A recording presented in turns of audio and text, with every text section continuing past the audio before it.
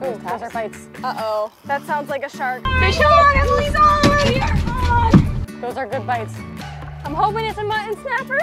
Oh yeah, nice job.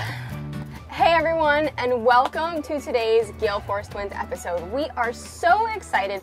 This is a huge episode, and you want to know why?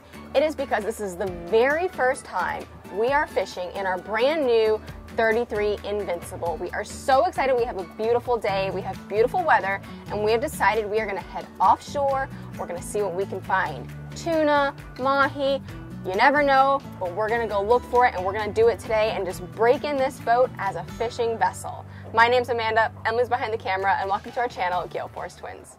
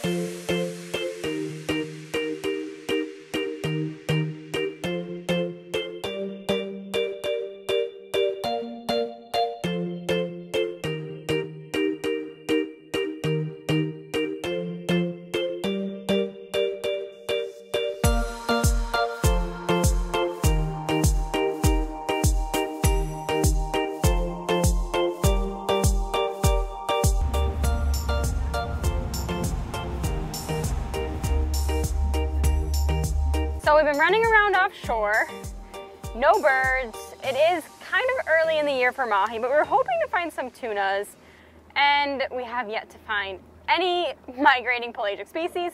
But we came across, as we were running around, we were near a deep drop spot where we have black belly rosefish.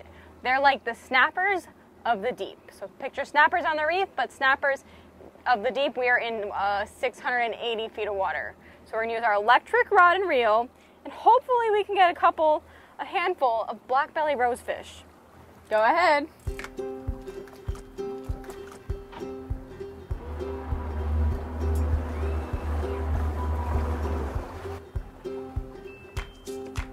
Ooh, those are bites. Those are bites. Okay, those bites are bites. Those are good bites. All right, when should I reel it? Lock it up and reel? Oh yeah. All right, drop it back. Drop it back. Those were black belly rosefish bites, that's for sure. Bites, bites. Let them eat it. Let them eat, let them eat, let them eat, let them eat, let them eat. Oh my goodness, you ready, Amanda? Yep, I'm ready. All right, all the way up, or one more? Oh, they're on there, they're on there. We have ourselves a pretty decent sized black belly rosefish. Now we only got one. The whole idea was to hook one. I don't know if you guys noticed, we dropped it back down with the idea of hooking a second, because if you look, there's five hooks. So every bait is off. So that means that we probably missed the other ones that were biting, but we got this one, and this one's a pretty decent size. So these guys, basically, we like to call them snappers of the deep. Another name for them is rosies. I've heard black belly rosefish, I've heard rosefish. But they are called black belly rosefish. I'll show you the inside of the stomach. We're looking inside the belly of a black belly rosefish. You see the inside of the mouth, it's black. That black color goes all the way down into the stomach. So if I fillet this fish, he would be black on the inside of his stomach. These are absolutely delicious. Fish that live deep, deep, deep, like 600, 700, 800 foot of water. They feed on crustaceans, so tilefish, black belly rosefish, snowy groupers, and it actually makes their meat sweet. Personally, my favorite fish are deep water fish, and I prefer snappers because I like thin fillets. So yellow eye snappers is a great species of snapper, or a black belly rosefish. First fish of the day. Wait, not only is this the first fish of the day, Emily, it's our first fish on the Invincible. On the new Invincible. So first fish of the day and on the Invincible, going in the insulated fish box. Now that's an upgrade. Our previous vessel did not have insulated fish boxes, and that ice melted so fast. So into the fish box it goes. Emily, are you ready to try and target our favorite species ever? What's our favorite species? Well, I don't know if it's our favorite species. I mean, would you say mutton snappers are our favorite species? I would say they are in the top 5. They are definitely one of them. So we're gonna do some bottom fishing now, switch to the wrecks, and see what we can see find. what's out there.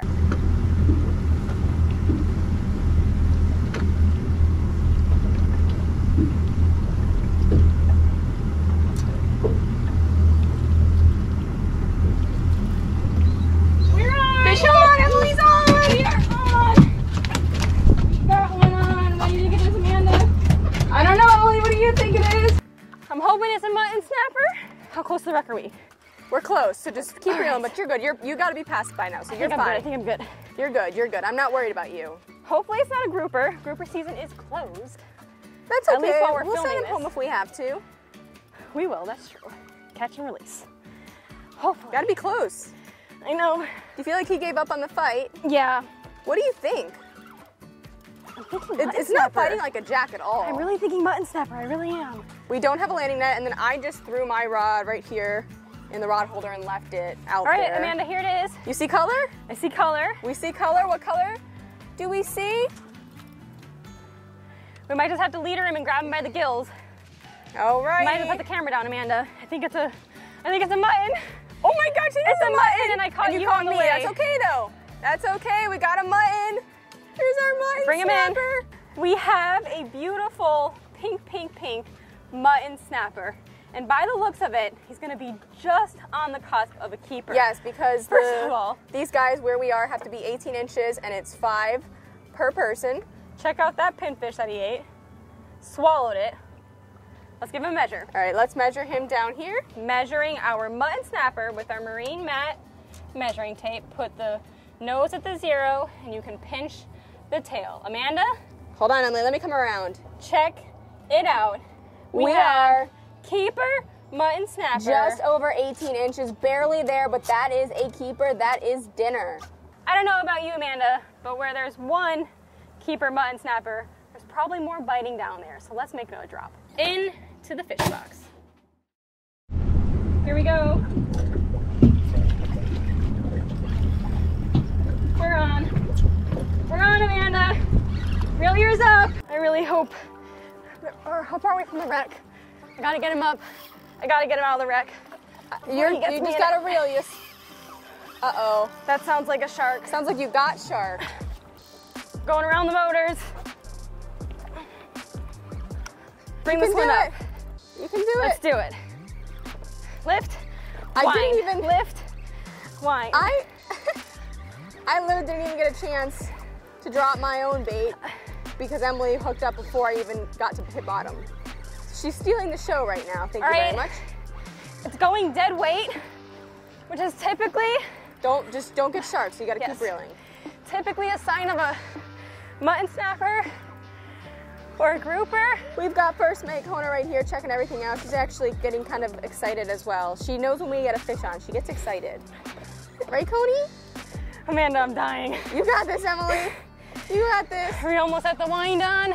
You're the one that would know that, but I would think so. Come on, reel, Yeah. reel. Okay, we're at the wind on. We're at the leader. Oh, it's a jack, Emily. It's a jack. It's a jack. It's a jack. Swing him nice in, Amanda. job, though. Swing him in. Hold on. Ready? Don't lose him. In the bottom.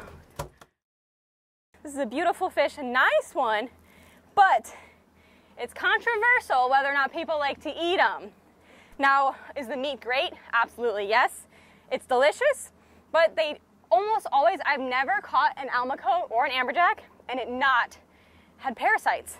Many people will just cut around the parasites, keep the meat, in my opinion. I do that with groupers, with red groupers specifically. Personally though, I'm gonna let this guy go. Here we go with the release of the jack. Wash him some away.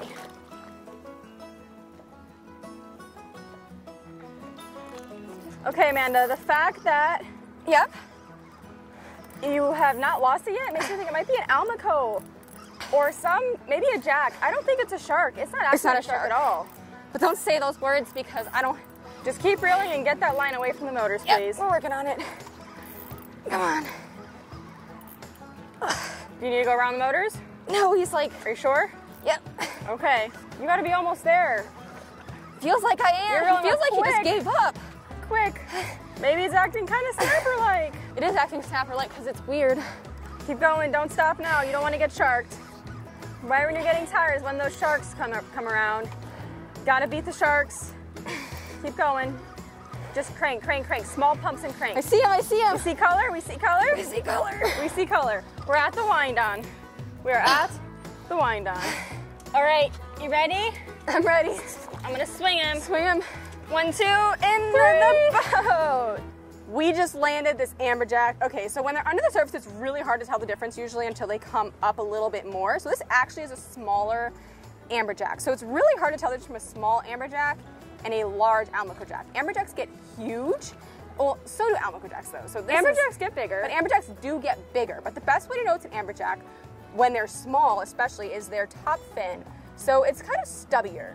And like I said, without having an almaco right next to it, it's harder to tell, but almacos will have a lot longer or like taller of a top fin, whereas the amberjack, it's a little bit more stubby. Some people do keep their amberjacks and almacojacks, and you can keep them. Their meat is actually good. The only thing is that they are known for having parasites, especially as they get bigger. Now this guy's on the smaller side, so he probably doesn't have any or not a lot.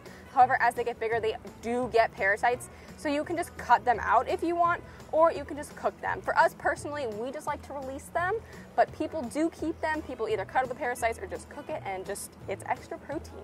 Not only, I just realized, this is actually my first catch on the Invincible. It is, Amanda. There he goes. We are on, and we purposely drifted pretty far off the wreck because we were tired of getting caught in it. Well, and we were tired of catching the almacos, amberjacks, the jacks. The jacks. We were tired of catching the jacks, so we said, you know what, let's drift the backside of the wreck on purpose. We went over the whole wreck, didn't put a line down, and as soon as we saw that backside of the wreck, we put a line in the water because we were trying something different. And Emily, I think it's going to pay off. We just gotta land this fish. Can she do it? Can you do it? I think so. At this time, I really think we got a snapper. You really think so? I think so. Are you gonna get me excited for no reason? Because we're at the dead weight part. This is the dead weight part of the fight. Snappers, they fight hard and they pull hard for the first half. Then once they get higher in the water column, their bellies inflate and they kind of start to float and just feel like dead weight. Don't get me wrong, they're still there. This is the part we gotta worry about sharks. I see color. We see color. Okay, he didn't fight like a jack. I think it's a mutton. No Amanda, way. I see that goldish, pinkish shine. I don't know, Emily. It's a mutton. Is it? It's a mutton. It's a No. jack. It's What? a jack. It fought nothing like the other jacks. Well, this guy wanted to trick you. All right, Okay. let's get him in It's the a boat. jack. Here we have our third jack of the day, caught on the Gale Force Do-It-All rod, 15 to 30 pound all-purpose spinning rod with Penn Slammer. I think that was a 7500. We like to pair it with a 6500 to a 7500. Pound for pound, these guys are fighters. Realistically, the jack family in general, whether it's an amberjack, an almacojack, a jack crevalle, pound for pound are quite the fighters. He may not look that big, but man, let me tell you, my arms are killing me. What a beautiful fish. I love how they shine. They kind of have a bluish hue, bluish goldish tint to them. That goldish tint to them kind of Emily, I think your brain is This is tired. what we call squid brain when we're just rambling. I was for a second there really, really hoping he was a mutton snapper. I was hoping it so much that I said the mutton snapper. You said the M word. I said the M word. I should have said it. But either way, great catch. Ready to release? Ready for the release. All right, let's put him in the water. Wait for him to kick. He's ready, Amanda. You ready? We're ready. All right, he's ready to swim away. There he goes. Swims away. Nice job. Now, it wouldn't be a true Gale Force Twins episode if we didn't teach you all something. So what we're gonna do is we're gonna teach you our rig. We call this our Pulley Ridge bottom rig because it is the same rig we use when we fish Pulley Ridge. For those of you that don't know, it's a reef system 100 miles west of Key West in the Gulf of Mexico where we catch big mutton snappers, porgies, jacks. Basically, this rig can handle it all. Yes. Okay, so let's start on the hook side. Now the hook has more to do with the size of the bait, not the size of the fish that you're catching. So we have pinfish for bait, and this is a 6-0 circle hook, which pairs really well with our pinfish that we have. Now if the pinfish were really big, I'd bump it up to maybe a 7-0. If it was really small, maybe down to a 5-0. Now for leader, we had 10 foot of 40-pound fluorocarbon, which we ran out of.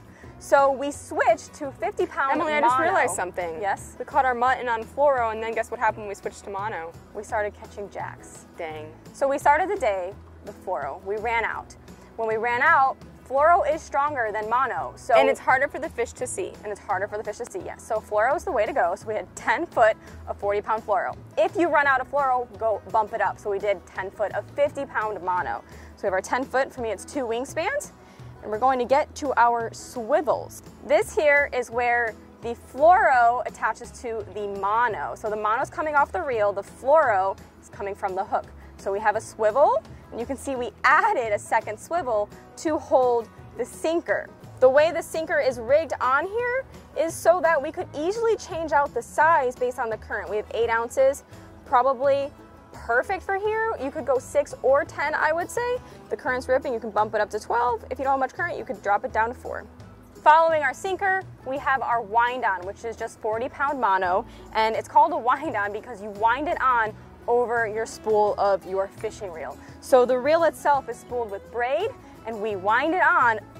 I would say it's not rocket science. We just fill up the spool a couple of times with the mono until we're satisfied and it looks good. Of course, the rod and reel, we have the Gale Force Doodle rod, 15 to 30-pound all-purpose spinner.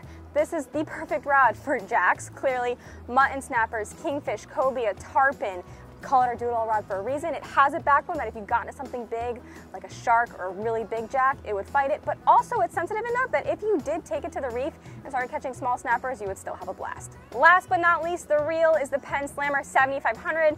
You could easily put a 6500 to a 7500 on this rod. We hope you guys enjoyed coming along with us fishing for the very first time on our brand new 33 Invincible monohull. We cannot wait to continue fishing on this beautiful boat. In the meantime, we hope you get out there, have fun, and stay safe. Of course, the rod and reel, we have the Gale Force Doodle rod.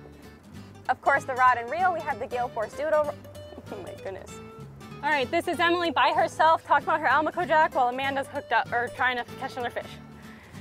I think I'm just gonna release him right away. Yeah, that's I'll show him the camera and release him. That's fine. Just want me to measure him on the marine mat. No, you don't have to measure. Kind of need you for that. Oh, ready?